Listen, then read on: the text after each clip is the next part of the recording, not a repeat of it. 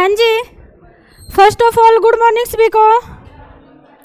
आज हम पढ़ेंगे भाई climate of India. Climate of India. Climate होता क्या है? क्लाइमेट होता क्या है? जलवायु। वो तो इसका हिंदी में मीनिंग बता रहे हो आप।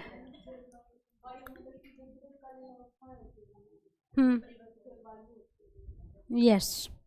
देखो भाई, क्लाइमेट समझने से पहले दो वर्ड और समझने होंगे आपको। एक शब्द होता है मौसम, मौसम, और एक शब्द होता है सीजन। एक शब्द होता है मौसम और एक शब्द होता है सीजन। मौसम क्या होता है? एटमॉस्फेयर के अंदर इंस्टेंट चेंज को क्या कहा जाता है? मौसम। बताओ शाबाश।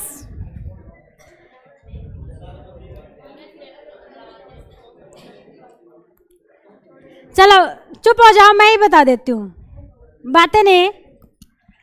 एटमॉस्फेयर के अंदर जो इंस्टेंट चेंज होता है, अचानक होने वाला परिवर्तन ही क्या कहलाता है? मौसम कहलाता है। जैसे अभी धूप निकली है, क्या पता 10 मिनट बाद बादल छा जाएं, क्या पता 10 मिनट बाद तेज और ठंडी हवाएं चलने लगे। इस इंस्टेंट चेंज को क्या कहा जाता है? मौसम कहा जाता है। ठीक है। सीजन क्या होता है भाई? एक निर्धारित टाइम पीरियड को सीजन कहा जाता है। ठीक है। एक निर्धारित और निश्चित टाइम पीरियड को क्या कहा जाता है? सीजन कहा जाता है, ऋतु कहा जाता है। भारत के अंदर 4 टाइप के सीजन होते हैं। कितने सीजन है? 4 सीजन है। कौन कौन से? शरद ऋतु, शीत ऋतु, ग्रीष्म ऋतु, वर्षा ऋतु। इनका सीक्वेंस होता है, आगे पीछे मत बोलना। अभी जो चलेगी ना, वर्तमान में जो चल रही है वो शरद ऋतु है। कौन सी है? शरद। इसके बाद 15 दिसंबर से स्टार्ट हो जाएगी शीत ऋतु, फिर आएगी ग्रीष्म ऋतु, फिर आएगी वर्षा ऋतु, फिर आएगी शरद ऋतु। तो ये ऐसे एक साइकिल में चलता रहता है। ठीक है। टोटल कितने हैं? 4। कौन कौन सी है भाई?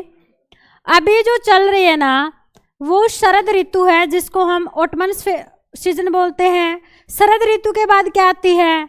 शीत ऋतु। शीत ऋतु के बाद क्या आएगी? ग्रीष्म ऋतु, और ग्रीष्म ऋतु के बाद क्या आएगी? वर्षा ऋतु। ये साइकिल ऐसे ही चलता रहेगा। ये एक साइकिल है इनका। बसंत ऋतु बोलते हैं इस शरद ऋतु को ही। ठीक है। क्योंकि इसके अंदर जो पेड़ होते हैं वो अपने पत्तों को गिरा देते हैं, इसलिए इसको बसंत ऋतु भी कहा जाता है। अब देखो भाई, फिर क्लाइमेट क्या होता है? क्लाइमेट क्या होता है? फिर 2 टर्म हमने समझ ली। मौसम होता है instant change in atmosphere. Atmosphere के अंदर अचानक होने वाला परिवर्तन क्या कहलाएगा? मौसम कहलाएगा। ठीक है। वायुमंडल में अचानक होने वाला परिवर्तन मौसम कहलाता है। सीजन क्या होता है? एक निश्चित और निर्धारित समय अवधि को ही क्या कहा जाता है? सीजन कहा जाता है, ऋतु कहा जाता है। भारत में 4 प्रकार की ऋतुएं होती हैं। एक ऋतु होती है शरद, जो अभी चल रही है। इसके बाद आएगी कौन सी? शीत। शीत के बाद ग्रीष्म, ग्रीष्म के बाद वर्षा। इनका निश्चित टाइम पीरियड है। जैसे देखो, शरद ऋतु कब से कब तक चलती है? तो ये चलती है 16 सितंबर से लेकर 14 दिसंबर। 16 सितंबर से 14 दिसंबर। शीत ऋतु कब से कब तक चलेगी? 15 दिसंबर से लेकर 15 मार्च तक चलेगी। ग्रीष्म ऋतु कब से कब तक है? 16 मार्च से लेकर 15 सितंबर तक चलेगी। और वर्षा ऋतु कब से कब तक है? कब से कब तक? आगे पीछे होगी क्या? आगे पीछे होगी।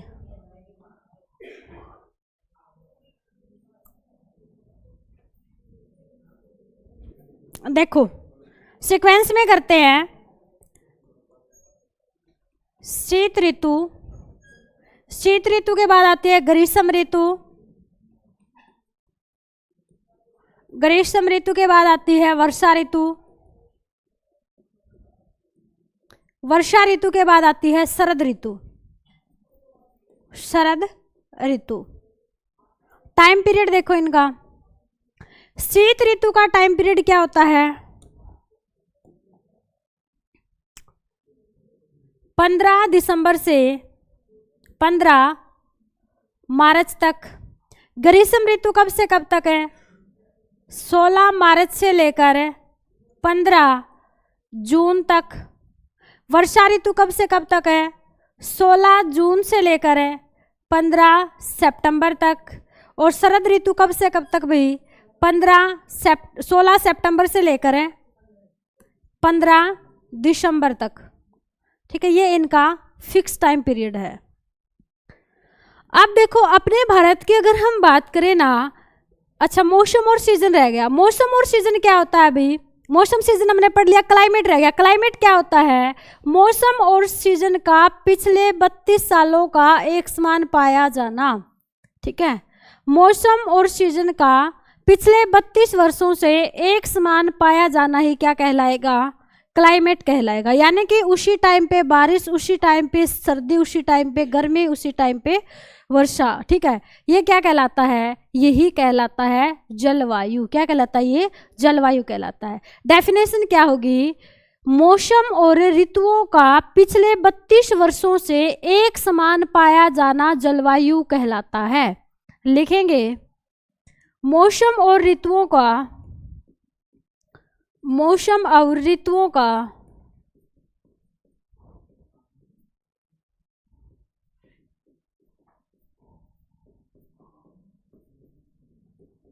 पिछले 32 सालों से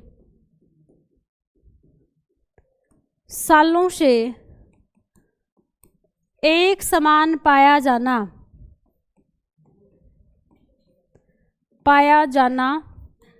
जलवायु कहलाता है। एक समान पाया जाना ही क्या होता है अभी? जलवायु होता है। ठीक है, मौसम और ऋतुओं का पिछले 32 सालों से एक समान पाया जाना क्या कहलाएगा? जलवायु कहलाएगा।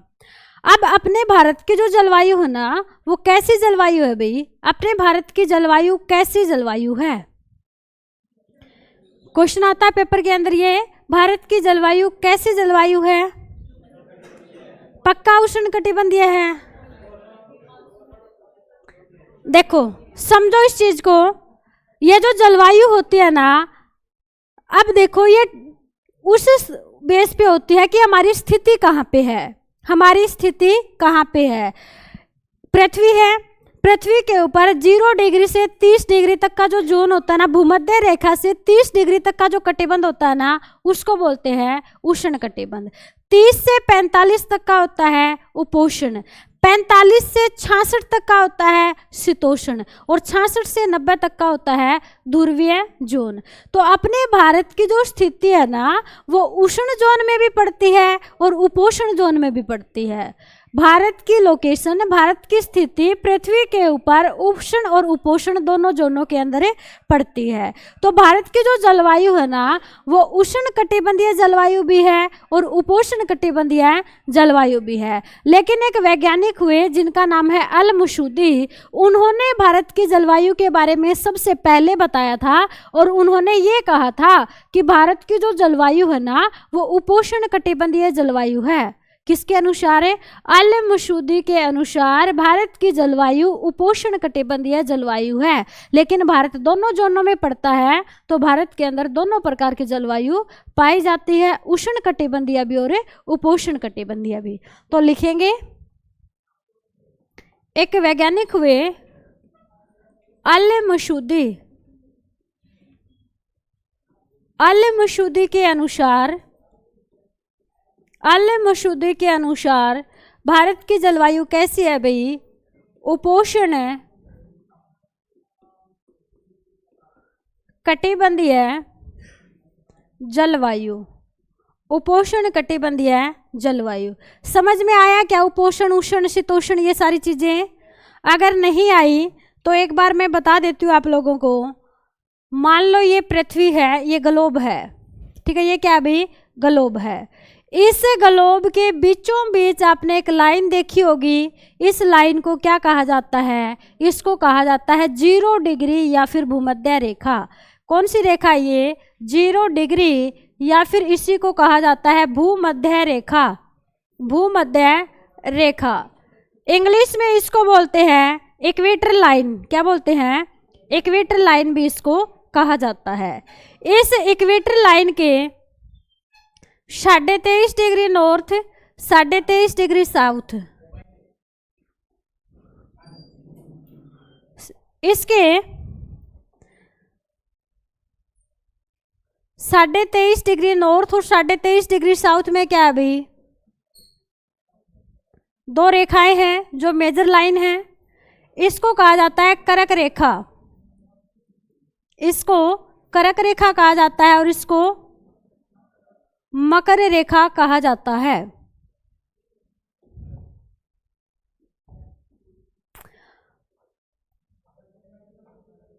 तीस डिग्री नॉर्थ और 30 डिग्री साउथ तक का जो एरिया है,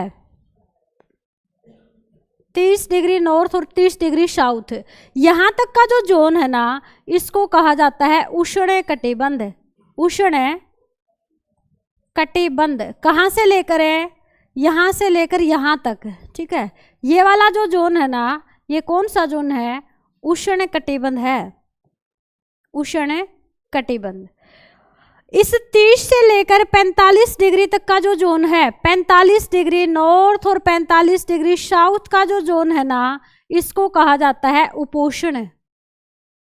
उपोष्ण, यहां पे भी है ये उपोष्ण। अब इसके 45 डिग्री से लेकर 66 डिग्री तक, ये सही से नहीं बना वैसे, समझने के लिए काफी है। इसको क्या बोलते हैं भाई, शीतोष्ण जोन, शीतोष्ण कटिबंध।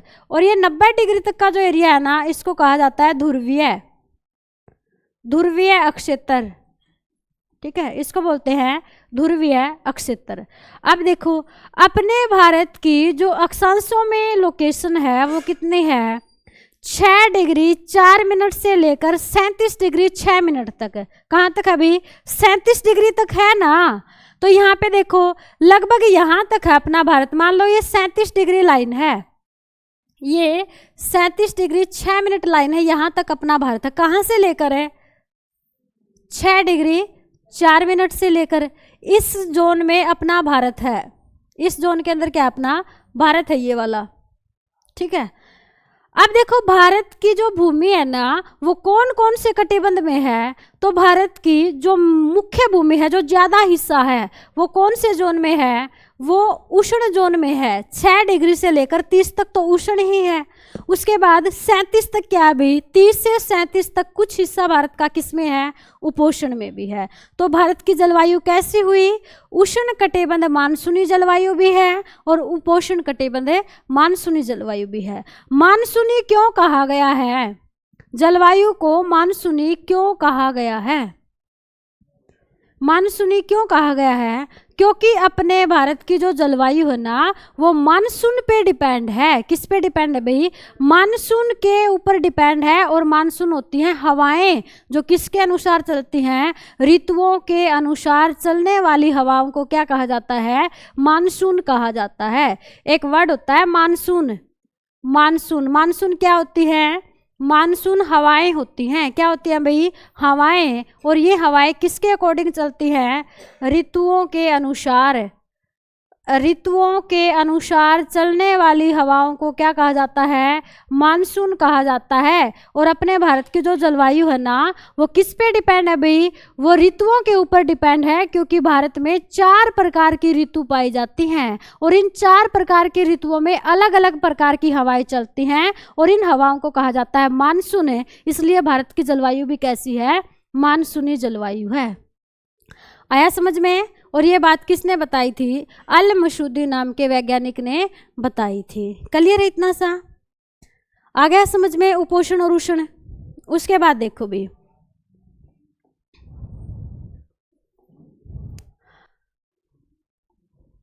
भारत के अंदर एक मौसम विभाग है, भारत के अंदर मौसम विभाग या मौसम अनुसंधान संस्थान आप इसको कह सकते हो, मौसम अनुसंधान संस्थान, अनुसंधान संस्थान। इसके अनुसार भारत के अंदर कितने प्रकार की मानसून पाई जाती है, भारतीय मौसम अनुसंधान संस्थान के अनुसार भारत में कितने प्रकार की मानसून आती है?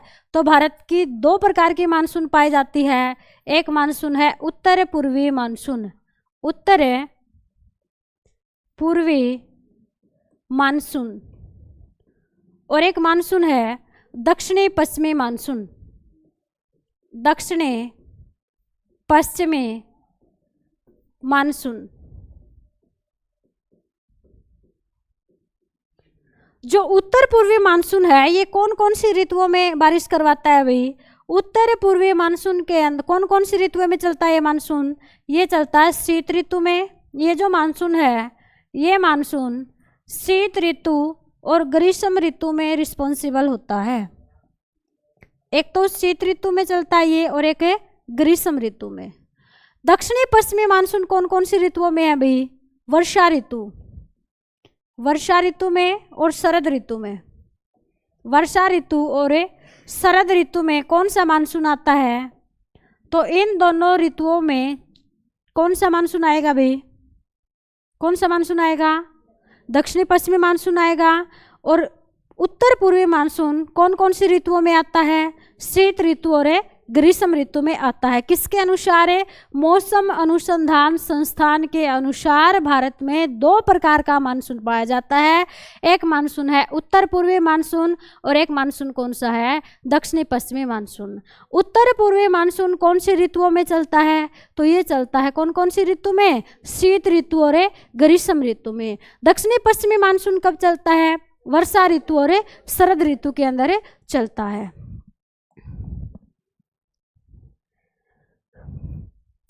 उसके बाद देखो भाई, इन मानसूनों को हम सबसे पहले उत्तर पूर्वी मानसून को पढ़ते हैं।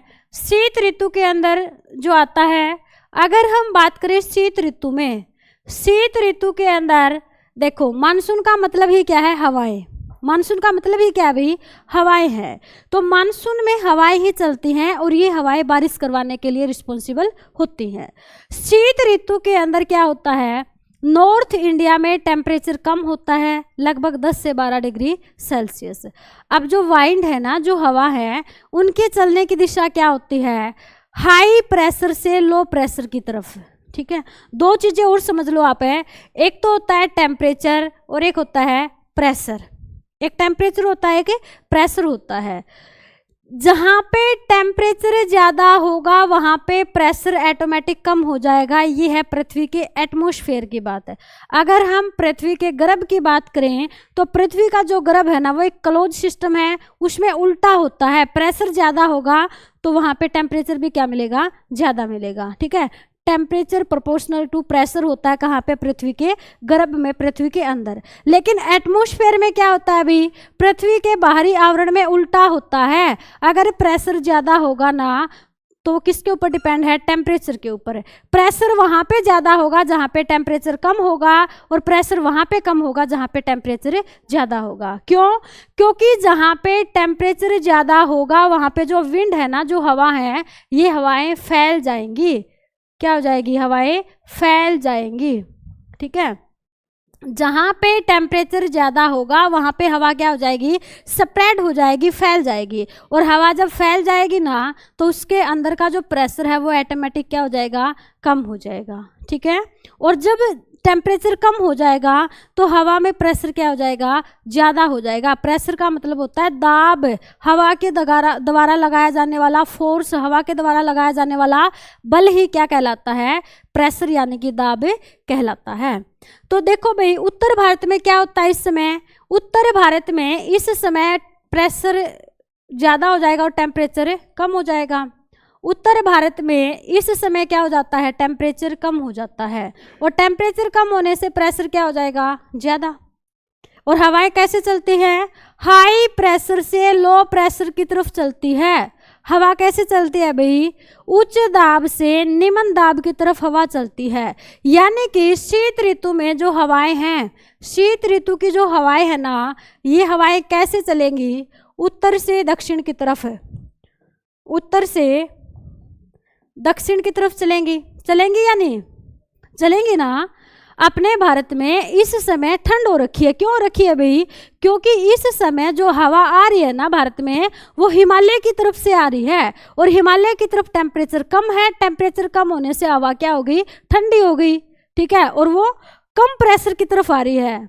उत्तर भारत में टेम्परेचर कम हो गया तो इसका मतलब प्रेशर क्या हो गया? ज़्यादा हो गया ना। तो हवा चलती है ज़्यादा प्रेशर से कम प्रेशर की तरफ, यानी कि लो टेम्परेचर से हाई टेम्परेचर की तरफ है। तो हवा जो है वो उत्तर भारत से दक्षिण भारत की तरफ इस समय आ रही है, इसलिए पूरे भारत में क्या हो रखी है? अब ठंड हो रखी है। तो यहाँ पे देखो, जब ये हवाएं उत्तर भारत से दक्षिण भारत की तरफ आती हैं तो रास्ते में इन हवाओं को वाटर वेपर नहीं मिलते, जलवाष्प नहीं मिलते, ठीक है। ये हवाएं जलवाष्प नहीं ले पाती क्योंकि रास्ते में कहीं भी पानी का कोई बड़ा सोर्स नहीं है। तो इन हवाओं को जलवाष्प नहीं मिलेंगे, इन हवाओं को जलवाष्प नहीं मिलेंगे। और जब हवाओं को जलवाष्प ही नहीं मिलेंगे तो क्या वो बारिश करवा पाएंगी? करवा पाएंगी? नहीं करवा पाएंगी। तो ये जो हवाएं हैं ये भारत के अंदर वर्षा भी नहीं करवाएंगी, ठीक है, क्योंकि इनको जलवाष्प नहीं मिले, कहीं भी जलवाष्प नहीं मिलेंगे तो ये बारिश भी नहीं करवाएंगी। लेकिन फिर भी सर्दियों में भारत में तो बारिश होती है भाई। वो किसके कारण होती है? हाँ, इस ऋतु के अंदर यानी कि शीत ऋतु में भारत में जो बारिश होती है ना, वो किससे होती है? वो बारिश होती है वेस्टर्न डिस्टर्बेंस से, जिसको बोलते हैं पश्चिमी विक्षोभ। शीत ऋतु के अंदर भारत में जो वर्षा होती है ना, ये वर्षा किससे होती है? पश्चिमी विक्षोभों से। पश्चिमी विक्षोभ इसके लिए क्या होते हैं? रिस्पॉन्सिबल होते हैं, ठीक है। पश्चिमी विक्षोभ कहाँ से चलते हैं? पश्चिमी विक्षोभ कहाँ से चलते हैं? तो ये चलते हैं भूमध्य सागर से, भूमध्य सागर से।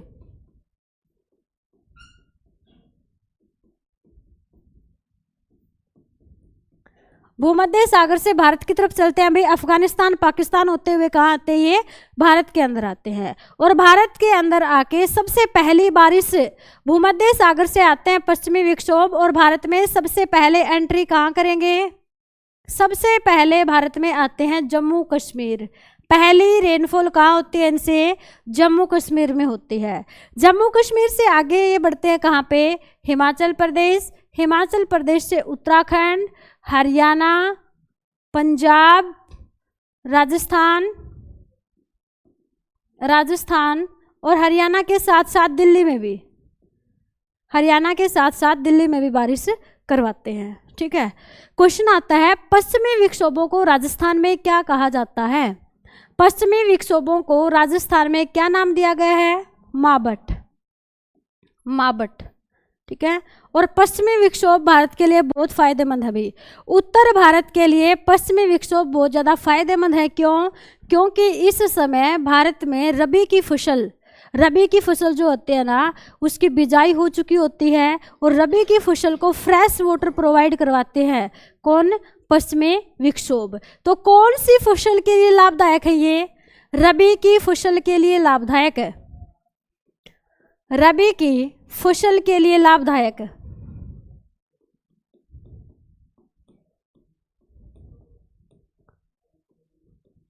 ठीक है, खासकर राजस्थान में, खासकर राजस्थान के लिए ये बहुत ज़्यादा बेनिफिशियल है, क्योंकि वहाँ पे पहले ही पानी की कमी है, वहाँ पे बारिश भी बहुत ज़्यादा कम होती है और सोर्स भी पानी के कम हैं, और वहाँ पे भी इस टाइम पे गेहूं की बिजाई की हुई है। और गेहूं की फसल को जब फ्रेश वाटर मिल जाता है ना, तो उसमें सोने पे सुहागा लग जाता है, ठीक है।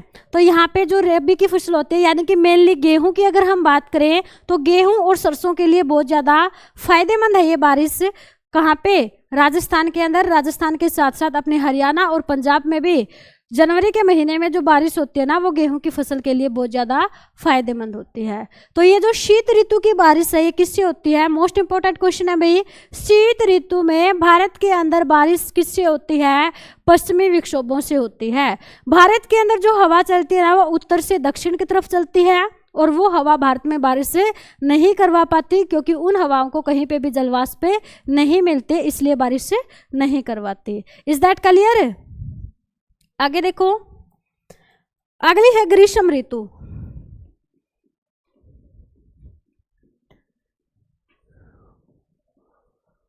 ग्रीष्म ऋतु टाइम पीरियड क्या है ग्रीष्म ऋतु का?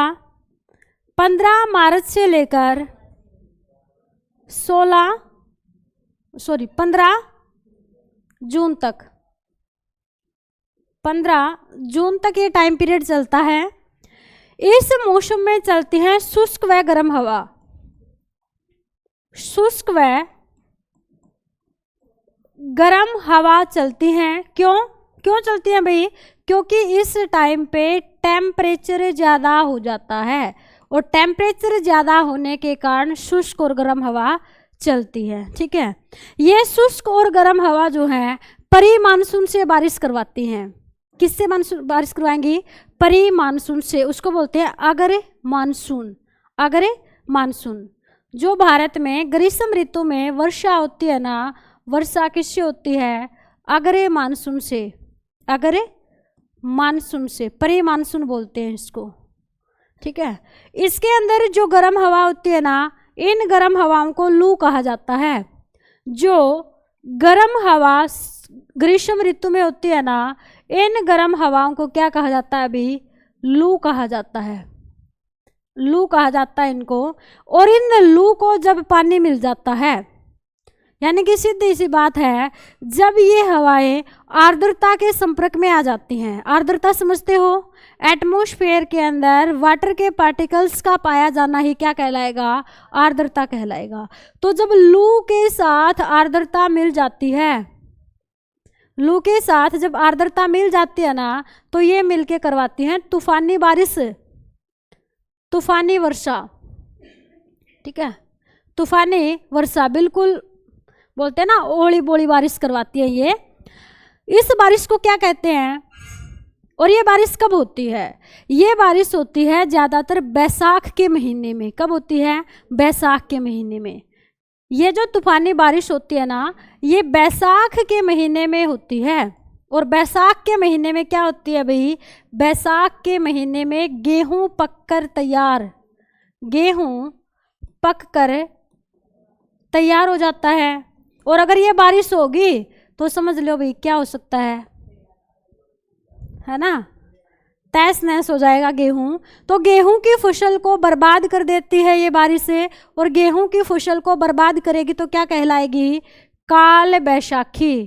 काल बैसाखी। ये बारिश तो ना ही हो तभी अच्छा है, लेकिन कई बार हो जाती है भाई। ठीक है, कई बार ये वाली बारिश से हो जाती है। और जब ये होती है ना, बहुत ज़्यादा भयंकर बारिश होती है, और इस बारिश में गेहूं की जो फसल है वो पूरी की पूरी डिस्ट्रॉयड हो जाती है। इसलिए इसको कहा जाता है काले बैसाखी। यानी कि बैसाखी तो आई पर काल बनकर आई है। ठीक है, इसलिए क्या कहा जाता है? काल बैसाखी इसको कहा जाता है। लेकिन जब ये बारिश मई के महीने में होती है, जब ये बारिश मई या फिर जून के महीने में होती है, ये लू वाली कब होती है भाई? ये अप्रैल के महीने में होती है, तो ये काल बैसाखी बन जाती है। लेकिन ये जब मई और जून में होती है ना, तब फायदेमंद होती है। मई और जून में क्या होती है? फायदेमंद। क्योंकि एक तो देखो, मई और जून के महीने में आम जो है ना, साउथ इंडिया के अंदर आम पकने को तैयार हो जाता है। ठीक है, कॉफ़ी भी उस समय पे पकने के लिए तैयार है, और चाय भी पकने के लिए तैयार है। उनके लिए ये बारिश फायदेमंद है। तो इसको क्या कहा जाएगा? मई और जून के महीने में चाय, कॉफ़ी और आम, चाय, कॉफ़ी और आम की जो फसल है ना, वो पकने के लिए तैयार होती है, और उसको बारिश चाहिए पकने के लिए, और पकने के लिए बारिश चाहिए। तो इसको कहा जाता है चाय वर्षा, कॉफ़ी वर्षा, या फिर आम वर्षा इसको कहा जाता है। ठीक है, इस बारिश को कॉफ़ी वर्षा, चाय वर्षा और आम वर्षा भी कहा जाता है, क्योंकि तीनों के लिए बहुत ज़्यादा फायदेमंद है। लेकिन गेहूं के लिए क्या है? गेहूं के लिए नुकसानदायी है भाई, विनाशकारी है, इसलिए कहा जाता है काले बैसाखी। यहाँ तक आया भाई समझ में? उसके बाद भारत में एंट्री करता है south west monsoon. South west monsoon, south west monsoon, इसको कहा जाता है दक्षिणी पश्चिमी मानसून। दक्षिणी पश्चिमी मानसून, दक्षिणी पश्चिमी मानसून इसको कहा जाता है। इस दक्षिणी पश्चिमी मानसून से पहली जो रेनफॉल होती है ना वो होती है वर्षा ऋतु में। यहाँ पे वर्षा ऋतु में ये एंट्री करता है। वर्षा ऋतु का टाइम पीरियड क्या है? 16 जून से लेकर 15 सितंबर तक है। और इस टाइम पे जो बारिश होती है ना वो होती है दक्षिणी पश्चिमी मानसून से। कौन से मानसून से? दक्षिणी पश्चिमी मानसून से। भारत में सबसे ज़्यादा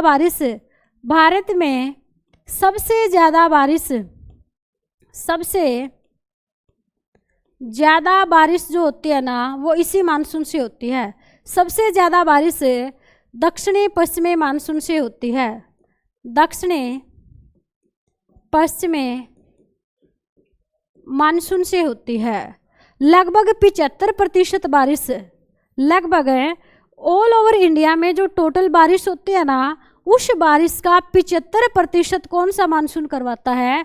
दक्षिणी पश्चिमी मानसून करवाता है। ये जो दक्षिणी पश्चिमी मानसून है ये पहली बारिश कब करवाता है? अभी ये मानसून पहली बारिश करवाता है फर्स्ट वीक ऑफ जून के प्रथम सप्ताह में ही बारिश करवा देता है। ये कहाँ पे? मालाबार तट के ऊपर, मालाबार तट पर पहली बारिश करवाता है। कहाँ पड़ता है ये तट? है केरल राज्य के अंदर पड़ता है। ये जो मानसून है पानी कहाँ से उठाता है? ये मानसूनी हवाएं पानी कहाँ से उठाती हैं भाई? अरब सागर से। अरब सागर से हवाएं पानी उठाएंगी। पहली बारिश मालाबार के तट पे करेंगी और मालाबार तट के आसपास का जो क्षेत्र है ना वहाँ पे इस समय आम की फसल बिल्कुल तैयार होती है। आम को और भी ज़्यादा पकने के लिए बारिश की आवश्यकता होती है। आम और जामुन ऐसी फसलें हैं भाई, अगर बारिश हो जाए ना तो ये और भी ज़्यादा पक के तैयार होती हैं। तो यहाँ पे इसको क्या कहेंगे? आम्र वर्षा। क्या कहा जाता है इसको? आम्र वर्षा यहाँ पे कहा जाता है। आम्र वर्षा इसको कहा जाता है।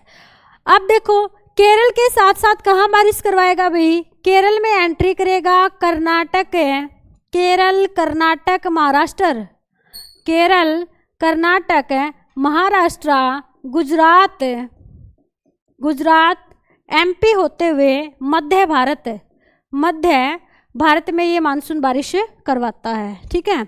और कुछ हवाएं गुजरात से अरावली के पैरेलल निकल जाती हैं, एंट्री मारती हैं हरियाणा के अंदर, पंजाब के अंदर, हिमाचल प्रदेश के अंदर, लेकिन राजस्थान में बारिश नहीं होती। इस मानसून से राजस्थान में बारिश नहीं होती। मोस्ट इम्पोर्टेंट क्वेश्चन है, राजस्थान में बारिश नहीं होती। क्यों नहीं होती भाई? क्योंकि राजस्थान के अंदर एक पर्वत पड़ता है। कौन सा पर्वत? अरावली पर्वत। अरावली पर्वत क्या है? मानसून के समानांतर है। मानसून के समानांतर है और मानसून के समानांतर होने के कारण हवाएं इसके समानांतर निकल जाती हैं। ठीक है। कैसे है अरावली? अरावली की जो पहाड़ियां है ना वो ऐसे हैं भाई, ऐसे बना हुआ है और ये मानसून गुजरात से ऐसे आता है। ठीक है ना, ऐसे मानसूनी हवाएं आती हैं। कुछ हवाएं यहाँ पे टकराएंगी तो इस वाले हिस्से में बारिश करवा देती हैं। कुछ यहाँ पे हरियाणा के अंदर आप पहाड़ियाँ पड़ते होंगे, दक्षिण हरियाणा के अंदर अरावली की पहाड़ियाँ, दिल्ली में भी हैं, तो वहाँ पे जाके इनका जो स्ट्रक्चर है वो ऐसे हो जाता है, तो हरियाणा और दिल्ली में इसलिए बारिश हो जाती है। यहाँ पे क्या होती है? ये हवाएं मानसून के पैरेलल निकल जाती हैं, आगे जाके हरियाणा, पंजाब और हिमाचल प्रदेश के अंदर बारिश करवाती हैं। ठीक है। अब देखो पहाड़ियाँ तो जम्मू कश्मीर में भी हैं भाई, लेकिन फिर भी दक्षिणी पश्चिमी मानसून से जम्मू कश्मीर में बारिश नहीं होती। दो फैक्ट हैं ये इसके, एक तो राजस्थान में बारिश नहीं होती, एक जम्मू कश्मीर और लद्दाख के अंदर भी बारिश नहीं होती। उसका कारण क्या है? राजस्थान का तो पता चल गया कि यहाँ पे अरावली जो है वो मानसून के समानांतर है और हवाएं इसके बराबर से निकल जाती हैं बिना टकराए, लेकिन जम्मू कश्मीर और लद्दाख में भी इससे बारिश नहीं होती। उसका रीजन क्या है? हाँ, जब ये हवाएं हरियाणा, पंजाब, हिमाचल प्रदेश होते हुए जम्मू कश्मीर में पहुंचती है ना, वहां तक जाते जाते हवाओं के सारे जलवाष्प खत्म हो जाते हैं और वहां पे जो एंट्री करेंगे ना, वो शुष्क हवा एंट्री करेंगे, उनमें पानी नहीं होता और हवाओं के अंदर यदि जलवाष्प भी नहीं है तो वो बारिश नहीं करवाएंगी, वो बारिश भाई नहीं करवाएंगी, इसलिए जम्मू कश्मीर में बारिश नहीं होती। आया समझ में? राजस्थान में बारिश इसलिए नहीं होती क्योंकि वो मानसून के समानांतर है अरावली, और जम्मू कश्मीर में बारिश इसलिए नहीं होती क्योंकि वहां तक जाते जाते हवाओं का सारा पानी खत्म हो जाता है। उसके बाद देखो भाई, अरब सागर के साथ साथ ये बंगाल की खाड़ी से भी पानी उठाता है, बंगाल की खाड़ी से भी पानी उठाता है, लगभग 35%। बंगाल की खाड़ी से लगभग 35% पानी उठाता है ये, और 35% पानी उठा के बारिश करवाएगा पश्चिम बंगाल, झारखंड, छत्तीसगढ़,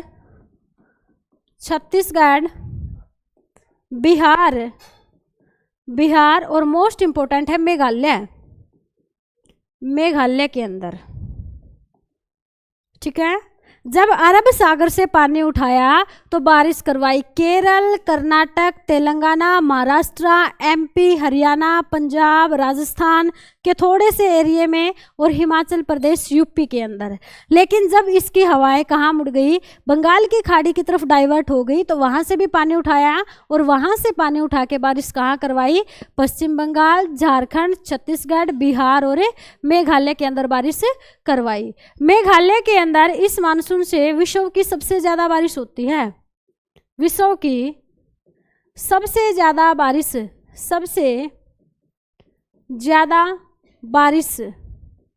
विश्व की सबसे ज़्यादा बारिश जो है वो मेघालय के अंदर होती है। अभी कौन सी जगह पे? Mawsynram. Old name is Cherrapunji, पुराना नाम क्या है इसका? चेरापूंजी है। हरियाणा का चेरापूंजी किसे कहते हैं? छछरौली को। जैसे कि मासिनराम में सबसे ज़्यादा बारिश होती है, वैसे ही हरियाणा में सबसे ज़्यादा बारिश कहाँ होती है? छछरौली के अंदर होती है, इसलिए कहा जाता है हरियाणा का चेरापूंजी। मासिनराम मेघालय के अंदर इस मानसून से 1140 सेंटीमीटर बारिश होती है, वार्षिक बारिश है ये। ठीक है, वार्षिक बारिश 1140 सेंटीमीटर दक्षिणी पश्चिमी मानसून मेघालय के अंदर करवाता है। बारिश को किस में मापते हैं? सेंटीमीटर में। किस में मापते हैं भाई? सेंटीमीटर में। और मापने का पैमाना क्या होता है? Rain gauge. क्या होता है? Rain gauge. लिख लो इसको भी। जो वर्षा होती है, वर्षा को मापते हैं किस में? सेंटीमीटर में। और रेन गेज जो है वो पैमाना होता है इसका। रेन गेज क्या होता है भाई? पैमाना। देखो बातें नहीं भाई, एक ऐसे ना कांच का पोट सा होता है, ठीक है, ऐसे कांच का एक पोट होता है, इस पोट के अंदर एक छड़ी होती है और उस छड़ी के ऊपर सेंटीमीटर डिनोट होते हैं, सेंटीमीटर इसके ऊपर है लिखे हुए होते हैं, इसको कहा जाता है रेन गेज। रेन गेज ये होते हैं इसके ऊपर सेंटीमीटर। अब इसको रख देते हैं बारिश के अंदर और इसके अंदर जितने सेंटीमीटर तक पानी जाता है ना, उतनी ही बारिश होती है। ठीक है, हैं आंगड़ अपना तो आंगड़ ही चल लेंगे अपना वाले आंगड़ पेपर में तो को नहीं आवे हैं। वर्षा को मापने का मात्रक क्या भाई? Rain gauge. किस में मापते हैं? सेंटीमीटर में मापते हैं। मासिनराम मेघालय के अंदर वार्षिक बारिश कितनी होती है? 1140 सेंटीमीटर। कौन से मानसून से? दक्षिणी पश्चिमी मानसून से। वजह क्या है? वजह क्या है यहाँ पे सबसे ज़्यादा बारिश होने की? देखो सुनो मेरी बात, एक तो ये हवाएं मिडिल इंडिया के अंदर बारिश करवा के शुष्क हो जाती है, फिर ये एंट्री मारती हैं बंगाल की खाड़ी में। अब शुष्क हवा है और टेम्परेचर भी ज़्यादा है, तो इन्होंने वहाँ से बहुत ज़्यादा वाटर वेपर उठा लिए। बहुत ज़्यादा वाटर वेपर उठा के ये पश्चिम बंगाल बारिश करवाते हुए कहाँ पहुँच जाती हैं? देखो सुनो भाई, बातें नहीं, कुछ हवाएं झारखंड, छत्तीसगढ़, बिहार की तरफ चली जाती हैं, कुछ पश्चिम बंगाल की तरफ चली जाती हैं, और कुछ हवाएं बांग्लादेश होते हुए कहाँ जाएंगी, मासिनराम मेघालय के अंदर चली जाएंगी। मासिनराम मेघालय में जैसे ये प्रवेश करेंगी तो यहाँ पे मिलती हैं 3 पहाड़ियाँ जिनकी आकृति है कीपनुमा। कैसी आकृति है? कीपनुमा आकृति है इनकी। और इनके साउथ में एक बड़ा सारा प्लेट्यू है जिसका नाम है शिलोंग का पठार।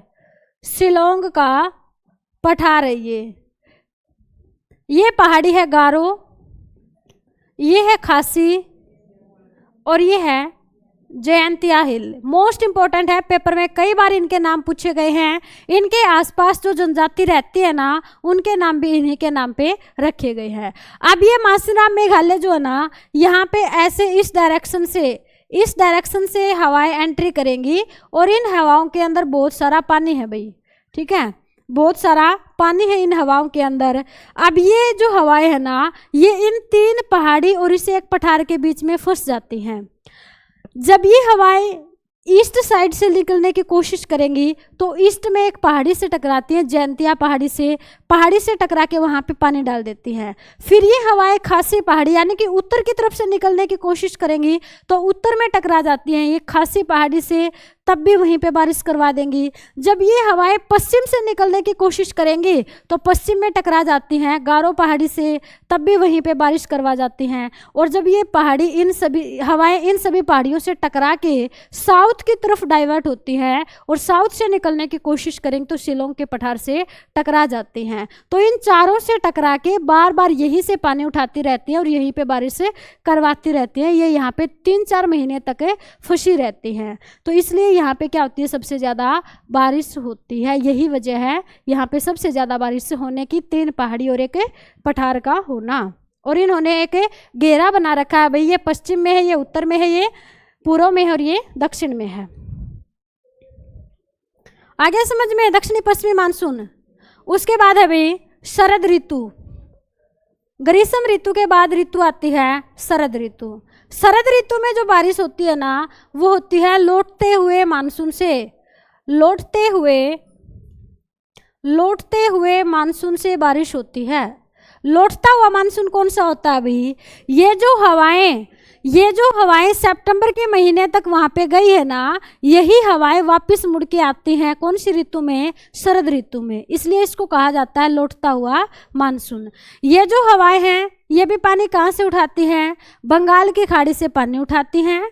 पानी कहाँ से उठाता है? ये बंगाल की खाड़ी से पानी उठाता है। और बंगाल की खाड़ी से पानी उठाकर भारत में सबसे पहली रेनफॉल, पहली बारिश कहाँ करवाता है?